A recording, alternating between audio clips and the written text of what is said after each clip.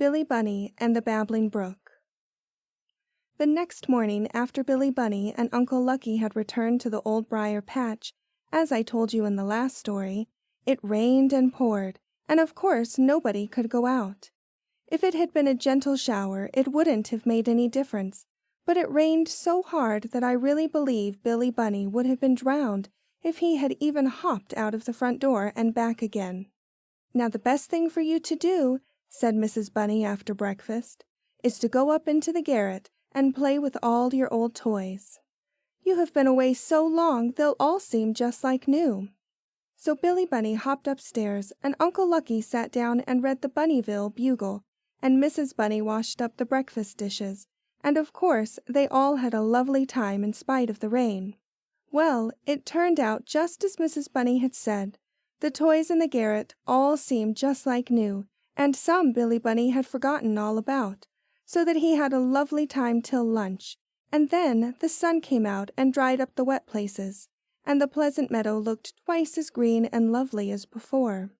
Now whenever it rained, Uncle Lucky's leg hurt him, the leg, you remember, that was shot by the miller's boy. So he said to his little nephew, "You run out on the meadow and play, and I'll stay home with your mother, for my leg hurts me, and I don't want to do any hopping today." Then the little rabbit hopped away by himself, and by he came to the Babbling Brook. So he looked into the water, and when he saw his face he began to laugh.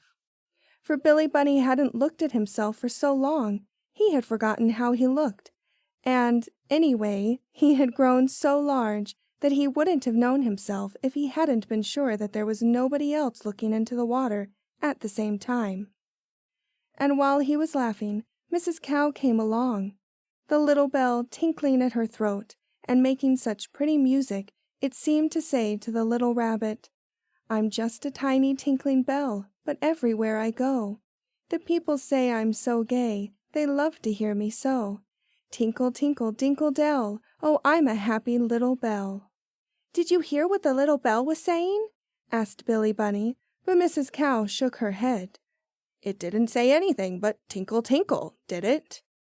But the little rabbit felt sure it did say just what he thought it did, so he asked the little bell to tinkle again, and it did. And the tinkle said the same thing all over again, and this made Billy Bunny very happy, even if Mrs. Cow didn't understand. And in the next story, you shall hear how Billy Bunny made a call at the old farm.